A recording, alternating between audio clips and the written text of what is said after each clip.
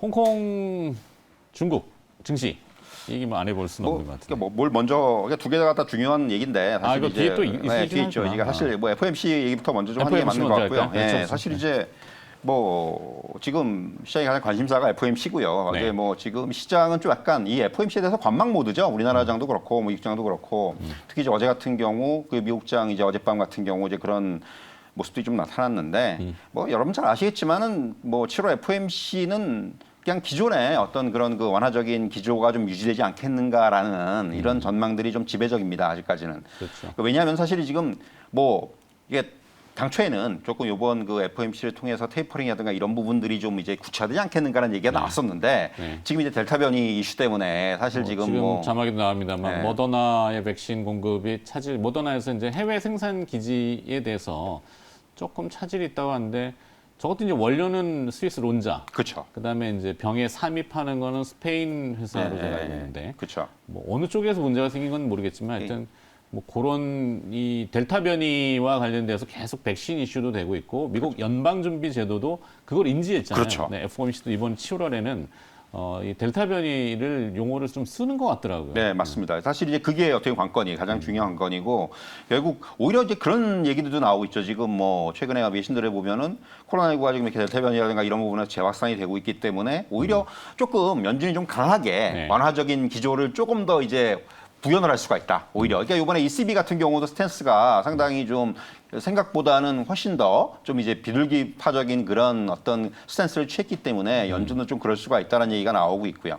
그러니까 제일 중요한 부분들은 역시 테이퍼링에 대한 논의가 어떻게 지속이 될지 여부라고 할 수가 있겠는데 결국 이제 저는 포인트가 이게 항상 연준의 이 뭐 FOMC 결과라든가 이런 부분들 코멘트라든가 이런 걸 보면은 그 어떤 단어가 들어가느냐 이게 굉장히 중요하지 않습니까? 여러분들 뭐 그게 별거냐 하시는데 그게 별거예요 진짜로. 이번에도 보면은 어떻게 보면 지난 6월에 어떤 표현을 썼냐면은 경제의 상당한 진전을 확인하지 못해서 인내심을 가질 필요가 있다라는 표현을 썼는데 과연 이번에 이런 입장이 좀 변화가 있는지 여부 이런 부분들이 중요할 것으로 보여지고요. 근데 연준이 지금 사실 여러분 잘 아시겠지만은 뭐 그 물가 안정과 고용 이 두 가지가 완전 고용 이 두 가지가 연준의 정책 목표인데 지금 뭐 제가 여러 번 말씀드렸지만은 지금 가장 중요하게 생각하는 요인은 결국 고용의 회복이에요. 네. 이게 지금 아직까지는 연준이 원하는 수준에 올라오지 않고 있고 오히려 이번에 이제 나온 고용 지표는 약간 후퇴하는 모습을 보이기도 하고 이게 결국 이제 뭐 이 변이 바이러스라든가 이런 부분 때문에 나타나는 현상이라고 지금 보여지기 때문에 그렇다면은 지금 연준이 섣불리 테이퍼링을 여기서 뭐 스케줄을 정하기는 조금은 지금 부담스러운 이런 상황이라고 볼 수가 있겠고요. 8월 달에는 어차피 또 그 잭슨 홀 미팅이 그죠. 8월 말에 예, 있고 예. 그러니까 9월 경이나 돼야 이제 뭔가 얘기하지 않겠어. 사실 지금 이렇게 해서 말씀해 주셨지만 저도 이제 비슷한 생각을 가지고 있는데 왜 9월 얘기가 나오냐 하면은 결국 이제 지금 그 미국의 각주가 지금 이런 그 실업수당이라든가 이런 부분들 종료하는 게 9월 6일입니다. 네. 이제 이런 부분들이 그러기 때문에 결국 이제 일자리를 본격적으로 찾아 나서야 돼요. 이제 받는 게 없기 때문에 정부에서 이게 네. 끊기면은 그래서 결국은 아마 7, 8월에 어떤 고용 지표의 어떤 선행 지표들이 좀 이게 돌아서는 모습이 나오면은 결국 연준이 이제 확인해야 되는 부분은 고용이기 때문에 네. 이런 부분들을 확인해야 하게 되면은 어떻게 되면은 이 테이퍼링을 좀 이 시그널을 공표하는 부분들은 9월 FOMC가 되지 않겠는가 네. 이런 얘기들이 아무래도 지금 좀 지배적으로 나오고 있는 상황이다 이렇게 좀 말씀드릴 수가 수준이니까 있겠어요. 아마 그게 그 상식을 크게 좀 벗어나진 않을 그렇죠. 것 같고 9월 되면 우리 또 이제 추석이잖아요. 네.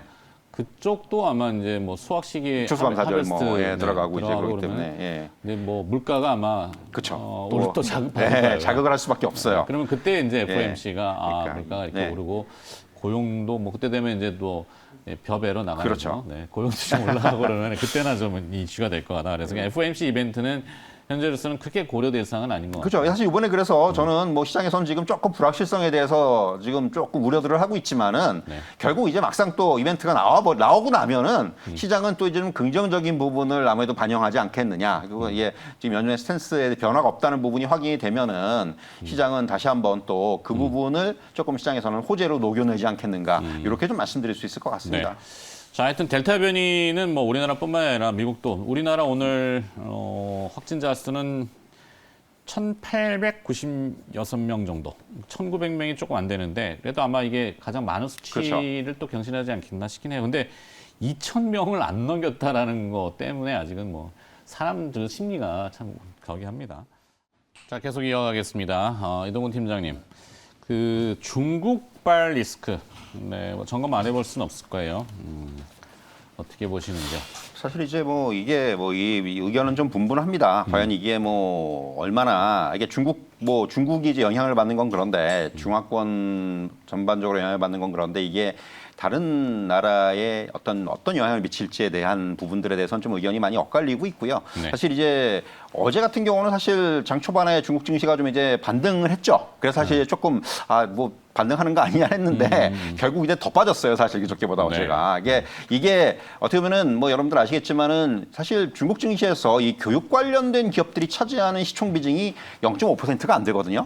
그런데 이게 이제 우려가 좀 증폭이 되는 거죠. 네. 이게 비단 교육뿐만 아니라 뭐 부동산이라든가 이런 플랫폼이라든가 이런 기업들로 전방위적으로 확대가 되는 것이 아니냐라는 이런 우려 때문에 선제 매도들이 굉장히 많이 나왔다는 부분들이 아무래도 이런 시장에 좀 그 하락을 부추기는 이러한 그러니까 지금은 공포 심리가 좀 좌우하고 있다고 말씀드릴 수가 있을 것 같아요. 네. 사실 이제 뭐 아시겠지만은 그 이전에 어떻게 보면 이런 그 중국 내에서 이런 얘기가 나오는 부분들의 타이밍이라고 저는 말씀드릴 수가 있을 것 같은데 이게 이제 셔먼 미국 국무부장관이 중국에 이제 방문을 해서 네. 그 이제 고위급 회담을 하는 와중에 이런 얘기가 나온 거예요. 사실 어떻게 보면은 지금 이제 이 회담 자리에서도 여러분들 아시겠지만 굉장히 강대강의 얘기들이 왔다 갔다 했어요. 이게 사실 저런 얘기를 막 이게 고위급 회담에서 해도 돼 할 정도 수준의 얘기들이 왔다 갔다 했죠. 막말이었지. 지금 정말 막말이었는데 네. 그 정도로 지금 미국과 중국 간의 감정이 안 좋구나. 갈등이 굉장히 지금 극대화돼 있구나라는 부분이 다시 한번 확인이 됐다. 그러니까 사실 당초만 하더라도 뭐 이런 고위급 회담 협상에서 뭔가 미중 간의 정상회담 얘기까지 좀 진전되지 않겠는가라는 얘기가 있었는데 뭐 이제 그건 가지도 못하고 사실은 어떻게 보면은 지금 좀 굉장히 좀 이제 부정적인 부분들이 많이 좀 부각이 됐다 이렇게 말씀드릴 수 있을 것 같고요. 네. 결국 지금 뭐 앞서 시간에도 그런 얘기 언급들이 좀 있었습니다만은 이게 중국 정부가 이렇게 빅테크 뭐 사교육 이런 시장들에 대해서 이제 뭔가 강력한 규제를 하는 부분들은 이게 중국의 어떤 공산당 체제에 대한 결속의 정비죠. 그러니까 어떤 결속을 다지는 거죠. 그러니까 뭐 더 나가서 그런 얘기도 나오고 있죠. 뭐 이제 시진핑 주석이 어떤 좀 이제 약간 그 기존의 어떤 임기를 벗어나서 이제 자기가 이제 어느 정도 이제 장기 집권의 체제로 가는 그런 이제 어떤 그 정지 작업이 아니냐는 얘기까지 나오고 있는 상황이고 결국 또 최근에 이제 중국에서 부각되고 있는 것들이 애국주의입니다. 네. 여러분 잘 아시겠지만은 뭐 이제